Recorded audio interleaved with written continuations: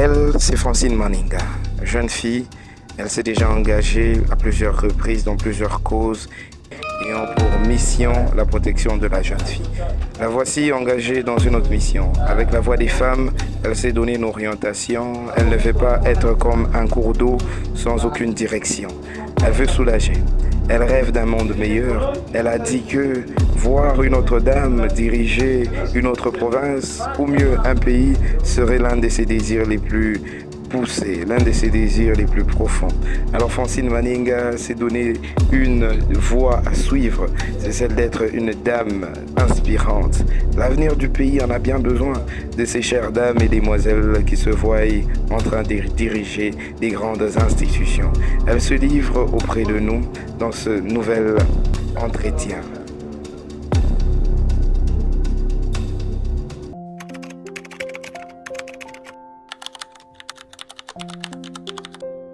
Je suis Francine Maninga. Je suis libérale.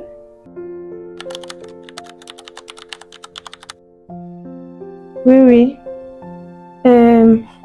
Pour moi, déjà étant instruite et qui est passée par les bancs de l'école, si je dis que la voix des femmes a beaucoup apporté pour moi, à mon niveau d'abord étant intellectuelle et étant femme, ça m'a permis à briser les silences, à parler, à prendre parole, parce que la majorité de femmes ont été privées de la prise de parole, surtout en public, et chaque femme n'a pas eu l'opportunité de parler, d'exprimer ce qu'elle ressentait au fond d'elle. Alors, si pour moi ça a été bénéfique, pour toi aussi ça le sera, parce que donne-nous seulement l'opportunité de suivre, de nous écouter et d'assister à nos conférences qui sont en devenir. Parce que c'est pas payant, premièrement. On organise souvent nos conférences gratuites pour sensibiliser la jeune fille, parce qu'on sait que la majorité n'ont pas la possibilité de se payer une conférence, soit une formation. Quand même, nous, on s'y dispose, on est dans les bénévolats jusque-là. Ce qu'on demanderait à nos autorités et aux gens qui nous entourent, c'est de nous soutenir, de nous envoyer leurs enfants, de nous envoyer leurs jeunes filles, et ceux qui sont grandes dames de nous accompagner, nous assister et permettre de booster la génération en devenir d'être des femmes capables et des femmes instruites, même si elles n'ont pas fait de longues études.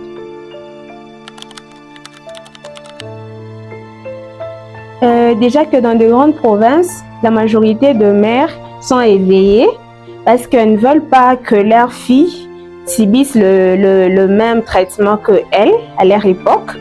Et nous dirons plutôt dans le milieu reculé ou ruraux, c'est pas le même cas. Maintenant, avec les réseaux sociaux, ça a influencé beaucoup de mères à lutter et à sortir de l'ombre. Okay. Oui, ils accompagnent leurs enfants, c'est qui est sûr.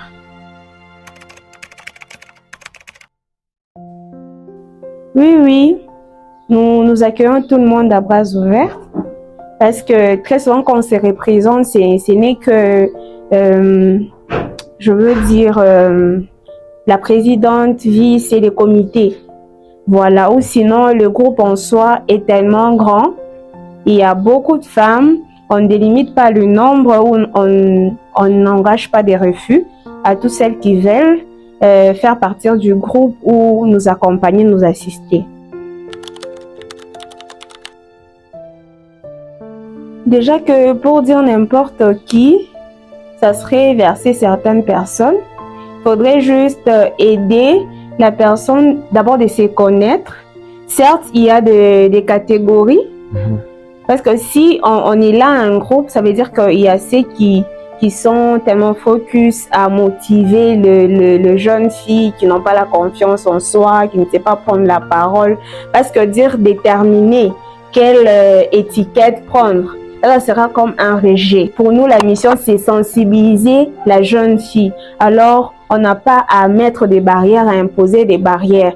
Peu importe ta façon d'être, viens, on va t'aider à te recadrer, à te découvrir, à te faire confiance et à découvrir ta passion et ta mission.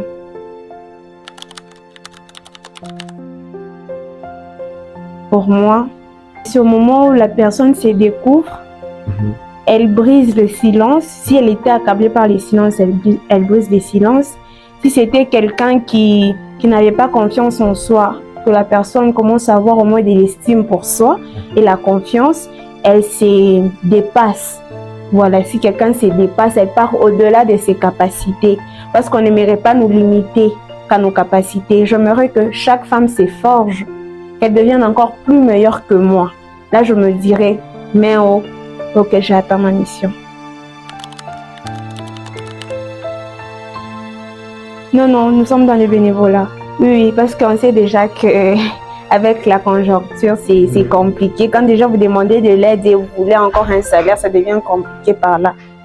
Nous aimerions au moins travailler plus pour qu'à l'avenir, que nous puissions être de grands leaders et créer des associations où on va rassembler plusieurs regroupements de jeunes filles, ceux qui sont douées dans le modélisme, ceux qui sont doués dans l'art et culturel, dans la culture, ceux qui sont doués dans l'informatique.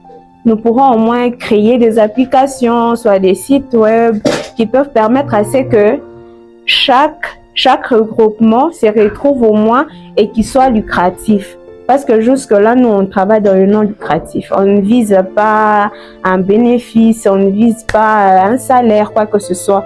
Nous sommes là, on va assister, on veut que tout le monde s'en sorte, tout le monde se découvre, tout le monde soit au moins le chef d'elle-même, ou la cheftaine d'elle-même d'abord, premièrement.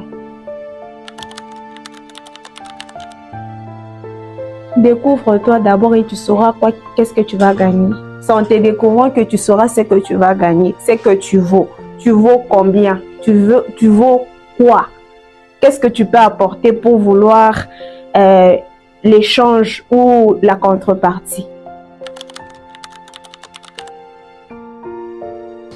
Heureusement, on m'a toujours encouragée. Et j'ai fréquenté les écoles où j'ai fréquenté les lycées où les sœurs nous disaient toujours, si tu veux pas être l'esclave de ton futur mari ou être la oui-wiste, il faut te démarquer.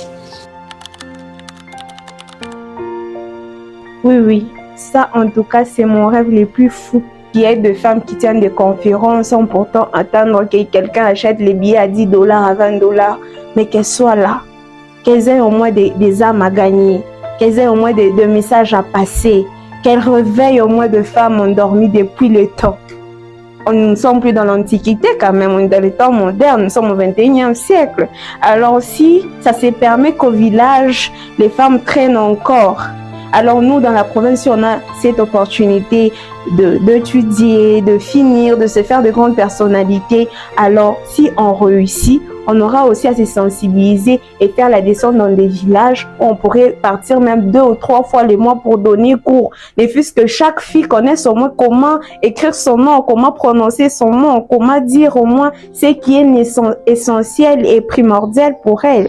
Parce que l'éducation d'une mère et d'un enfant, c'est la mère dans le 90%. C'est la mère qui éduque d'abord.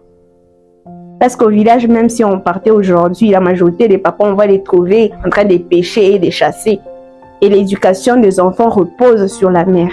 Alors si on n'apprend pas maintenant à aider cette femme de se réveiller, de prendre conscience de ce qui est casé en elle, de potentiel qui est enfoui en elle, combien elle est merveilleuse, comment elle vaut de l'or, alors ça sera l'échec total. C'est maintenant qu'on doit commencer. Parce que si dans la voie des femmes, au moins, on arrivait au point d'arriver à 300 ou 200 femmes conscientes qui sont là à travailler dans les bénévolats, d'avoir ces soucis-là amers, que les autres se relèvent, arrêtent d'être inconscientes ou, je vais dire comment, endormies encore, ça serait un grand pas pour le changement et la contribution à cette nation qui est la République démocratique du Congo.